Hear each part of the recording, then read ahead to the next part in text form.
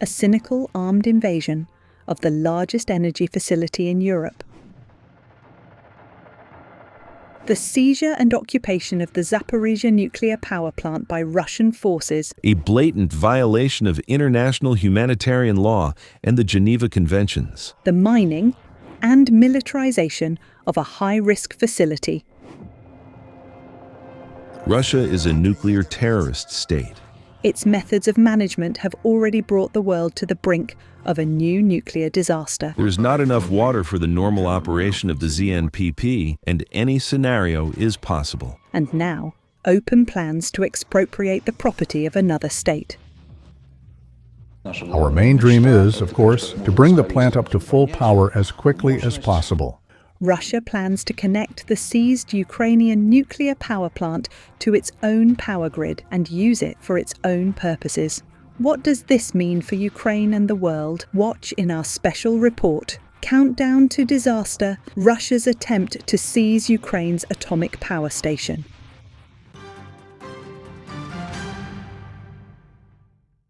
Without qualified staff, without access for representatives of Ukrainian authorities and regulators, and, without oversight, over management methods. Europe's largest nuclear power plant, Ukrainian, has been in the hands of Russian military since March 2022. The Zaporizhzhia NPP was seized in the first days of Russia's full-scale invasion of Ukraine. 6 high-capacity reactors, placed under the control of people with automatic rifles. The plant was packed with military equipment and mined, turning it into a silent bomb, with consequences for all of Europe. And now they are literally trying to steal it, to use for their own purposes. These are satellite images published by Greenpeace. They show, since February 2025, Russia has laid more than 80 kilometres of power lines, installed about 300 poles. This is in fact the first confirmation of the Kremlin's plans to restart the seized Zaporizhzhia NPP. The Russians are trying to build external transmission lines on the territory of temporarily occupied Ukraine, for example near Melitopol, in the direction of Mariupol. The work pace is rapid. Between May 11th and 22nd, 2025, the occupiers erected 15 poles and laid 5 kilometres of transmission lines from the village of Topolin, north of Mariupol. Plans also include the construction of a modular pumping station, with a capacity of up to 80,000 cubic metres per hour. Without this, the reactors cannot be restarted. The Russians themselves destroyed the ZNPP's cooling system. They blew up the Kakhovka hydroelectric power plant in June 2023, draining the reservoir. There was some information that they were trying to install a floating pumping station, apparently to be placed in the middle of the cooling pond, to supply water locally to one of the reactors. But none of this was ever implemented. It was all sketched out hastily.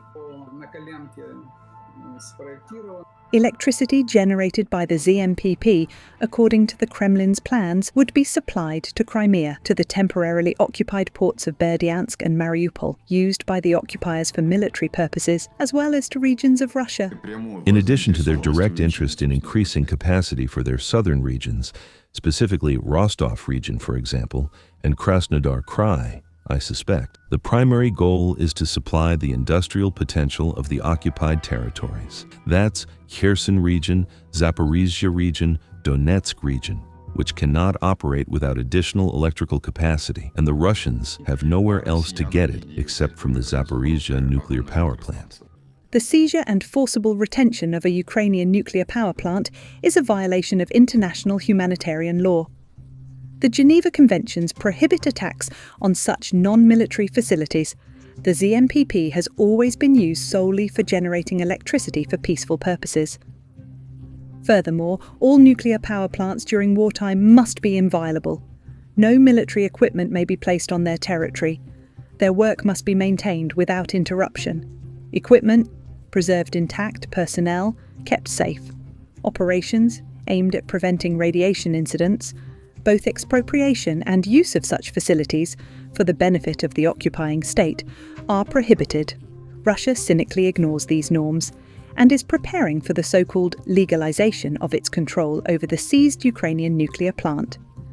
Preparations are underway to restart the Zaporizhzhia nuclear power plant in spring 2025.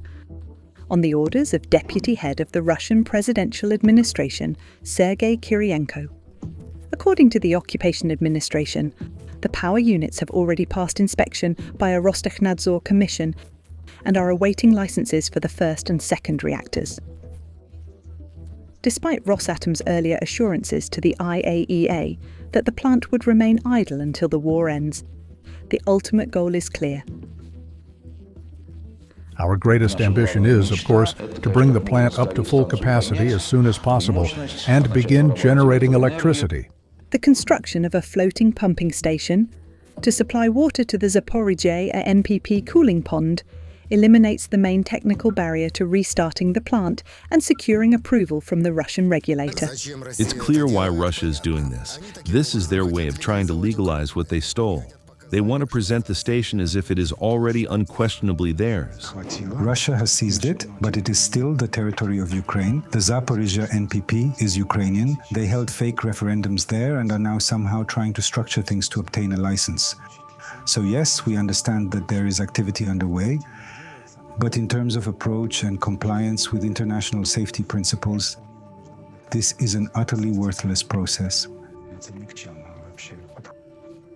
Russia has been preparing for the expropriation of the Ukrainian nuclear plant since 2022, when Putin signed a decree transferring the Zaporizhzhia NPP into Russian ownership and recognizing Ukrainian licenses as valid until 2028.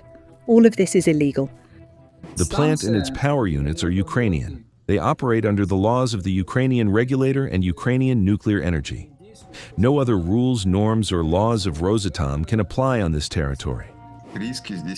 The risks here are far more global for us. This is the loss, first of all, of our capacity, industrially, economically, socially, and in humanitarian terms. This is not just industry. It is life support for people. And it also strengthens the military potential of the Russian Federation. All of this is a violation of international humanitarian law, of the Geneva Conventions, and therefore entails responsibility before the highest international court. All key personnel, starting from the head of state, including the head of Rosatom, the head of Rostekhnadzor, down to individual employees of Russian nuclear plants, must be held accountable and punished. If the occupiers connect the Ukrainian NPP to the Russian energy grid, it will set a precedent in history. When one state seized the nuclear facility of another and used it for its own purposes. It's not so simple to integrate the Zaporizhzhia nuclear plant into Russia's power grid without creating additional risks, environmental, operational, and so on. The attempts to carry out this order from Putin and Kirienko are simply dangerous and pose enormous risks for the region, for Europe as a whole, and for the nuclear energy sector globally. Psychologically speaking, after Chernobyl and Fukushima, the nuclear industry might not withstand a third shock. The entire global nuclear safety system is currently under threat, under attack, under aggression from the Russian Federation. Nevertheless, the occupiers plan to restart the Zaporizhzhia plant, despite the condition of the facility and the absence of qualified staff. According to the International Atomic Energy Agency, Russia has violated key nuclear safety principles here: the plant's physical integrity, the functioning of safety systems and uninterrupted power supply, radiation monitoring, communication with the Ukrainian regulator, and the working conditions of Ukrainian personnel, who remain under constant pressure from the occupiers. Under these conditions, restarting even a single power unit could lead to catastrophe. The Zaporizhzhia NPP has not undergone maintenance for 3.5 years. We cannot even say for certain what might already be malfunctioning there. I work at the Institute for Safety Problems of Nuclear Power Plants, where we are developing scenarios of explosions at a hypothetical nuclear facility as a result of military aggression. We have identified 68 different scenarios. Any of them could happen. Inside the reactors and in the spent fuel pools, there is a very large amount of nuclear material. All of it poses a direct threat. the Zaporizhzhia NPP has 6 Soviet-built VVER-1000 reactors, the same type as in Russia. Ukraine has modernized its own reactors, with some converted to use American nuclear fuel. The occupiers are unfamiliar with this technology. An operator's mistake could lead to severe consequences. An accident could occur with a small release confined to the plant site, requiring shutdown and decontamination. Or there could be an accident releasing radionuclides into the atmosphere, into groundwater, or into the Dnipro River, which would contaminate virtually all of southern Ukraine. The current plant staff can hardly be called professional. Most qualified Ukrainian nuclear specialists left Enerhodar at the start of the war. Russia has brought in its own personnel. The so-called specialists they brought from their own plants are not specialists at all. They are very weak, because no plant director would send their best staff away to work somewhere else. They send the ones they don't need. At any moment, the so-called management practices at the plant could lead to unpredictable consequences. Russian troops constantly shell the NPP they themselves control, blaming Ukraine for sabotage. On July 12, 2025, gunfire continued on the plant's grounds for an hour. IAEA inspectors later found hundreds of small-caliber shell casings near the power units.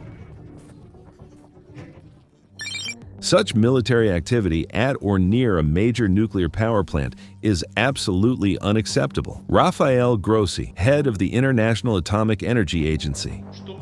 When it comes to the safety of the plant as a complex technological facility, the greatest danger it faces is the presence of unqualified armed personnel on its grounds. In other words, representatives of the occupying forces, people who have no understanding of where they are, who do not know the safety protocols. And this risk must, without question, be eliminated. Shelling of the Zaporizhzhia nuclear power plant has not ceased since the start of the war. As a result, the plant has repeatedly suffered complete blackouts and dozens of near losses of external power. Without stable electricity, the reactor cores would begin to melt, triggering a release of radioactive materials. This is nuclear terrorism against the people of Ukraine, the Ukrainian government, and European partners. This is one of the tools of psychological pressure, aimed not only at people living now in Enerhodar, in Nikopol, and throughout Zaporizhzhia region, who are undoubtedly afraid of the situation at the plant, but also at the entire country, keeping Ukraine in a state of tension over nuclear and radiological safety. In August 2022, Russian forces struck the site storing spent nuclear fuel containers. Under all IAEA regulations, even the mere presence of people in uniform, any militarized formations on the territory of a nuclear facility is prohibited. This is a violation. Russia must be excluded from the club of nuclear states entitled to build or operate anything in this field. In the summer of 2023, the occupiers began using the seized plant's grounds to train FPV drone pilots. And in 2024, the Russians set fire to the Zaporizhzhia plant's cooling tower, a massive reinforced concrete structure that cools technical water and ensures the safe operation of the nuclear facility. Setting it ablaze is no easy feat, as water runs down its walls. Now, with Russian troops stationed there, they are not operating it properly as required, so all the equipment has dried out. And according to our information, they also set up a warehouse of ammunition and fuel and lubricants inside, and something went wrong, and it caught fire. In addition, the occupiers have halted the automatic transfer of radiation level data from the plant to Ukraine, mined the perimeter, set up firing positions, and restricted access to the site. On top of that, these barriers, checkpoints, and so on create a problem for carrying out emergency preparedness and response functions. Currently, all 6 reactors at the Zaporizhzhia plant are in cold shutdown and produce no electricity. Ukraine, despite shelling and obstruction from Russian forces, continues to supply the plant with power to keep its critical safety systems running and prevent the irreversible. But any unauthorized reconnection to Russia's energy grid and any attempt to restart even a single reactor would mark the countdown to a new nuclear disaster. Then, the temperature in the reactor core rises, and the coolant in the core, which is water, begins to heat. If the fuel's integrity is breached, whether from stress or another cause, radioactive products enter the water boils, and there is a risk of aerosol release. Under these conditions, restarting is practically impossible and dangerous from the standpoint of nuclear and radiological safety. Safety would not be ensured. Restart of the Zaporizhzhia plant is only possible under the authority of the Ukrainian nuclear regulator and only after repair of the reactors and systems, inspection of nuclear fuel in the reactors, and resolution of the station's water supply issues. The equipment in the reactor units already requires maintenance, on schedule, at set intervals, to keep it in working condition. This is not being done. The scheduled maintenance of safety systems and safety critical systems is not being carried out. Technical inspections, repairs, replacements, overhauls, none of this is happening. According to Ukraine's nuclear regulator, this will take years to address, and only after Russian troops withdraw from the plant, the area is demined, and Ukraine regains full control. It must be fully demilitarized. There must be no military personnel, no one in uniform, and certainly no weapons. Only Ukraine can ensure nuclear safety at this facility and in the region as a whole. Without question, we cannot allow Russia to occupy the Zaporizhzhia nuclear power plant for a year, 2 years, 10 years, 20 years. This must not be allowed. From the first days of Russia's seizure of the plant, Kyiv has demanded its demilitarization, the first and main point of the peace formula. Only Ukrainian nuclear engineers can prevent a catastrophe like Chernobyl. On April 26, 1986, during a failed experiment, an explosion occurred at Chernobyl's fourth reactor.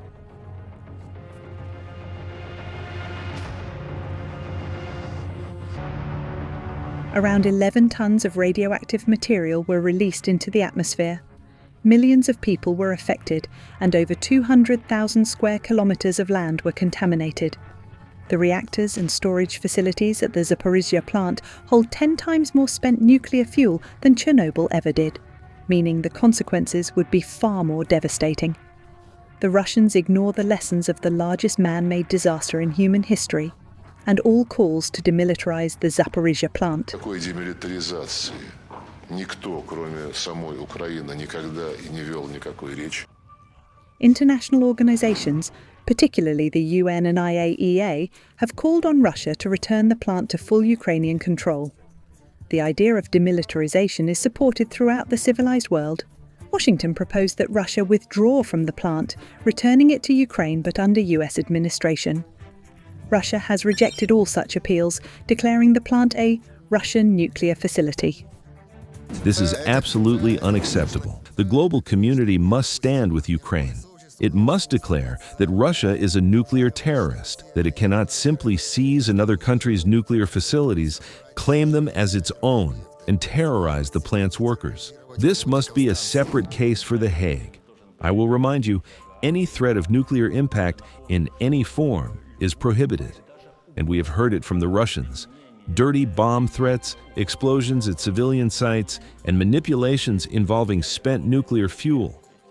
We have seen that the Russians actively use nuclear threats as a method of pressure. Ukrainian law enforcement has identified 3 Russian generals who commanded the seizure of the Zaporizhzhia nuclear power plant. They and their accomplices have been formally charged in absentia for violating the laws and customs of war by prior conspiracy as part of a group. Ukrainian human rights defenders, together with international colleagues, are documenting the violations and crimes Russia is committing at the occupied Ukrainian facility to preserve the evidence for future international justice. Unfortunately, I have a very strong suspicion that when Russia begins to withdraw from the Zaporizhzhia nuclear power plant, it will unscrew, dismantle, break off, and rip out everything it possibly can and haul it away to sell somewhere, just as they stole toilets from villages in Kyiv region. Russia and its rulers will not escape responsibility for the crimes committed in Ukraine and against Ukraine, including all acts carried out at the seized Ukrainian nuclear plant, and even more so, for the lawlessness, reckless conduct, and outright abuse that threaten the gravest consequences for the entire world. The occupation of the Zaporizhzhia NPP, the forcible seizure and preparations for expropriation, despite the risk of a new disaster, is an act of nuclear terrorism against the whole world by the Russian Federation, and it is also crude banditry and extortion on an imperial scale. Russia's war against Ukraine has shown, instead of building and developing its own, the Kremlin prefers to brazenly and cynically steal what belongs to others. Valentina Lukianets, Special Report.